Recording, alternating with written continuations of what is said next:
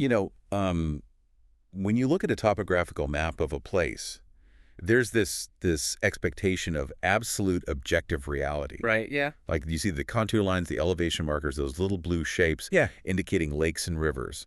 And the map tells you exactly what is physically there. It's clean, it's binary, and I mean, it's deeply comforting in its mathematical precision. Well, maps are a very human attempt to categorize the world, right? Right. We draw these grids over the wilderness to make the unknown feel known, Yeah. to make wild spaces feel manageable and safe. But if you step off that map, and into the actual landscape, Yeah. suddenly that precision it evaporates. Complete. You realize maps are missing an entire dimension. Yeah. They don't show you the emotional topography of a place. Oh, that's a great way to put it. Right. They don't capture the invisible weight left behind by the people who walked those trails before you. Because the geography of human experience is incredibly messy, and it defies cartography entirely. The emotional residue left on a landscape is often its most defining characteristic, even if you can't, measure it with a surveyor's tool. Exactly. Yeah. Which perfectly sets up our mission for this deep dive. Today, we are pulling from a really fascinating source. It's an excerpt from the show Echoes of the Alpine, Yeah. specifically their 10th episode, which delves into regional lore and the history of the Adirondacks. Yeah, it's a great source. It is.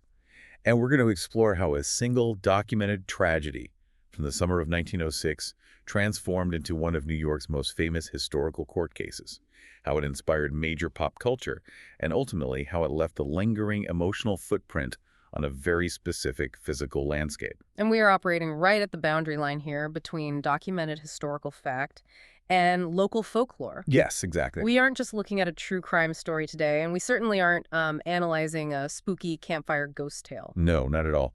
We are examining the intersection of lost dreams, historical injustice, and how places themselves can somehow absorb and carry emotional weight. But to understand why a specific location feels heavy, we first have to ground ourselves in the historical bedrock that the source provides regarding the actual events of 1906.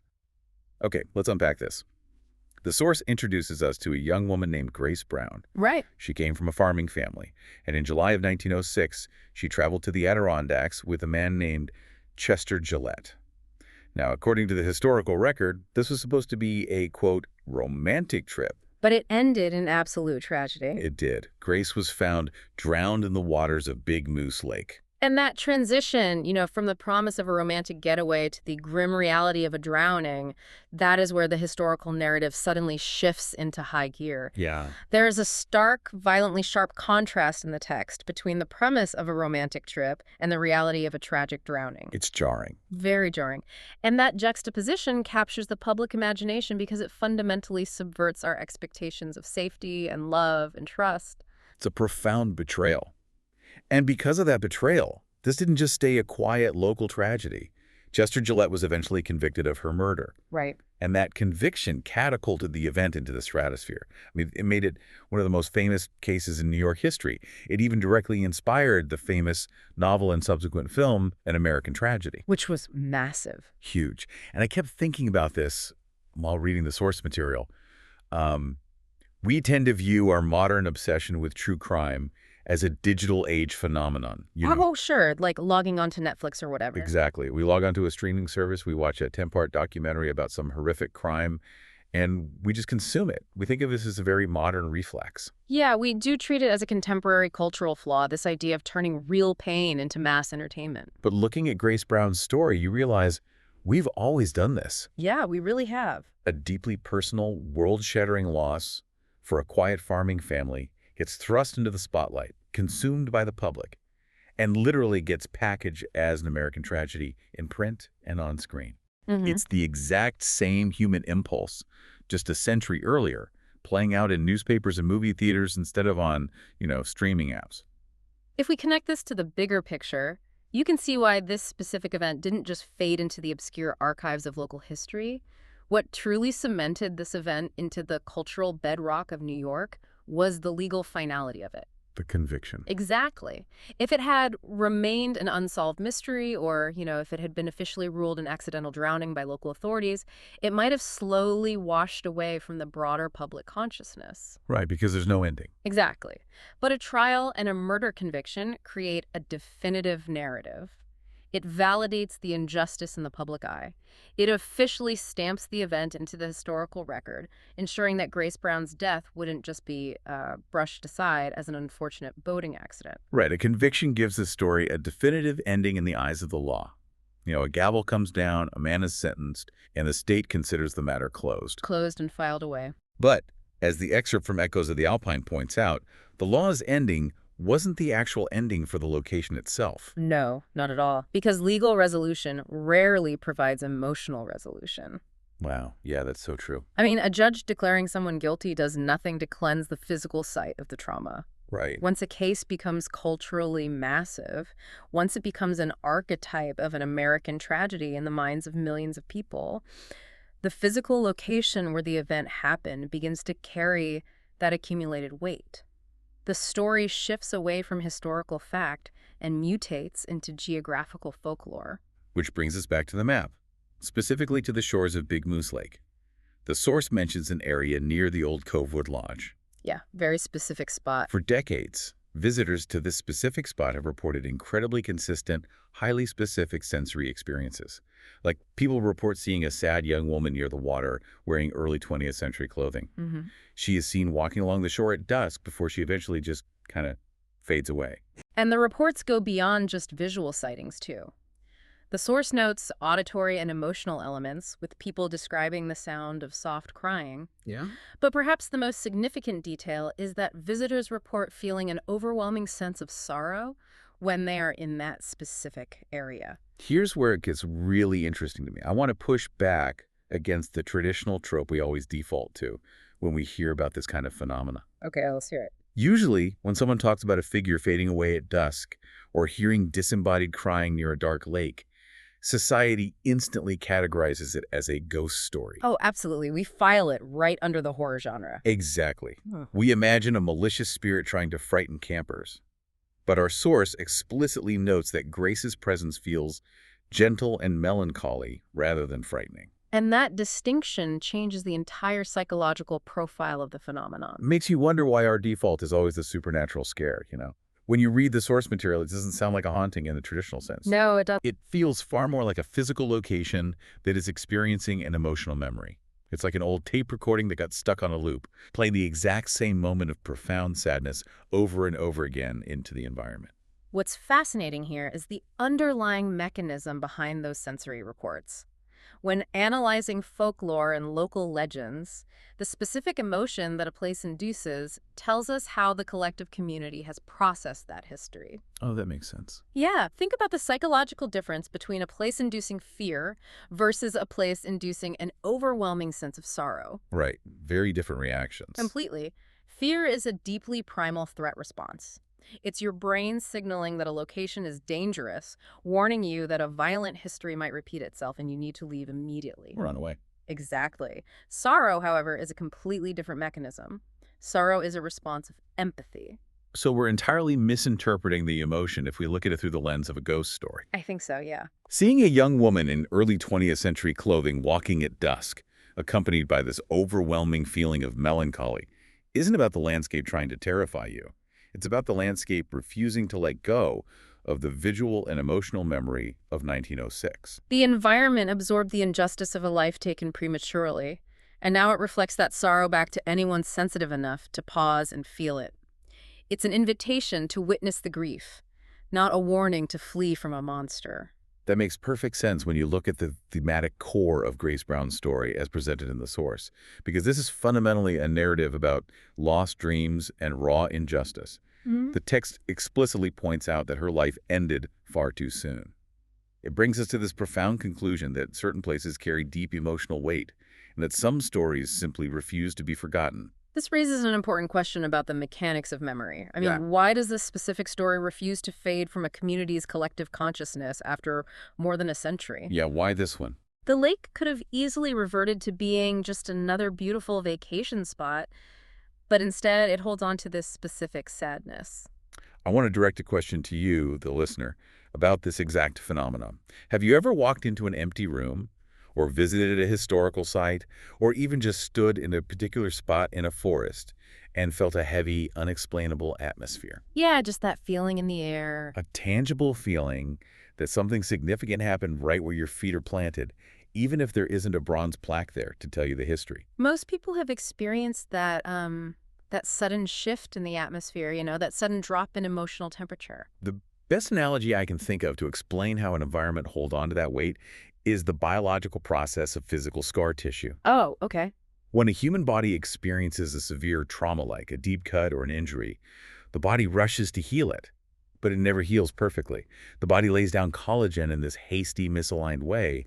It leaves a scar. Right, the tissue is permanently changed. Exactly. The skin in that spot is thicker, it looks different, it feels more sensitive to the touch, and it lacks the flexibility of the original tissue. It's a permanent physical record of an injury. Mm-hmm. It seems to me that an act of profound injustice can leave an identical kind of scar on an environment. Big Moose Lake experienced a massive trauma in the summer of 1906. The heavy atmosphere, the lingering melancholy near Covewood Lodge, that is the lake's environmental scar tissue. This raises an important question about the intersection of human empathy and geography, because we do need to differentiate biological scar tissue from environmental scar tissue. How so? Well, a physical scar on your arm is biological, right? It exists whether you think about it or not.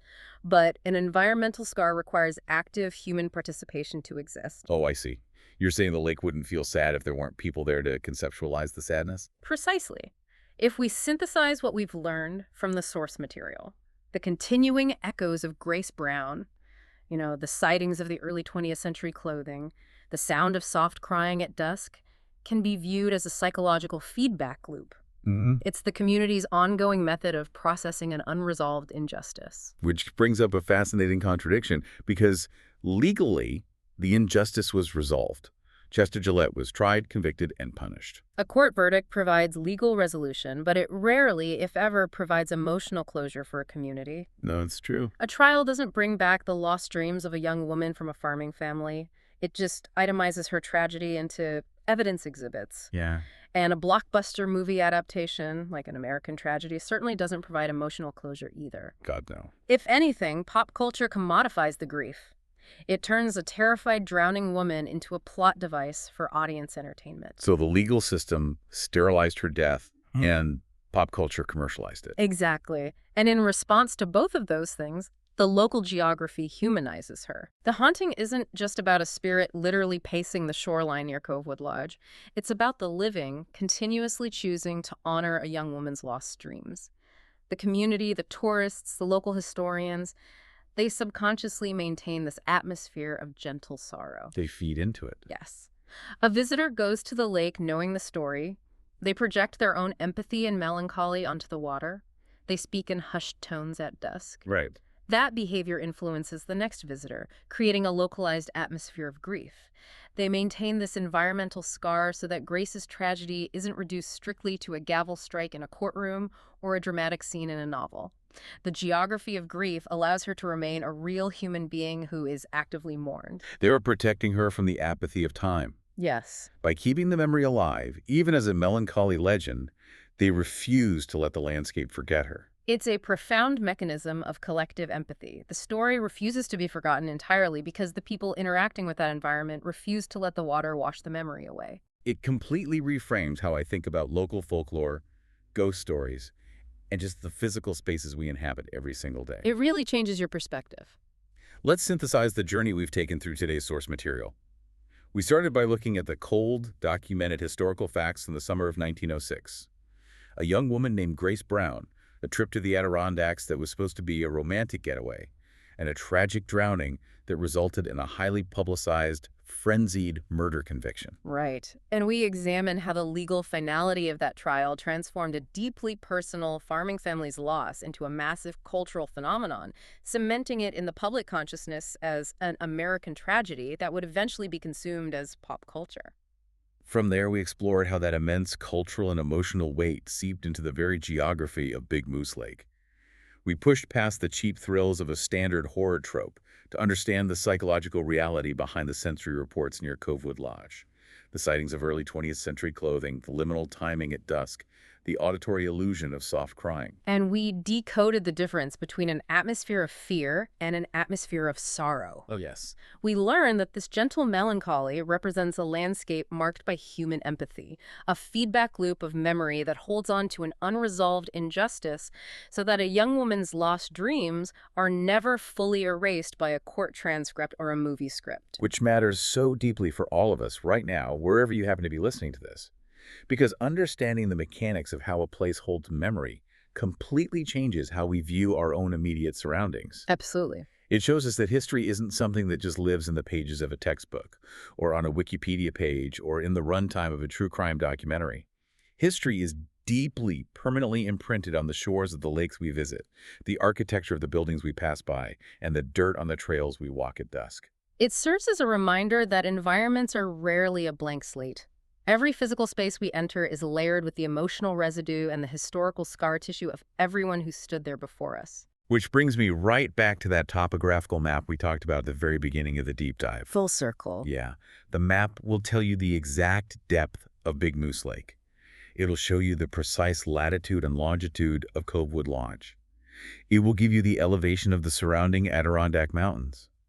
But a map will never show you the scar. No, it won't. It will never show you the heavy, lingering sorrow of 1906.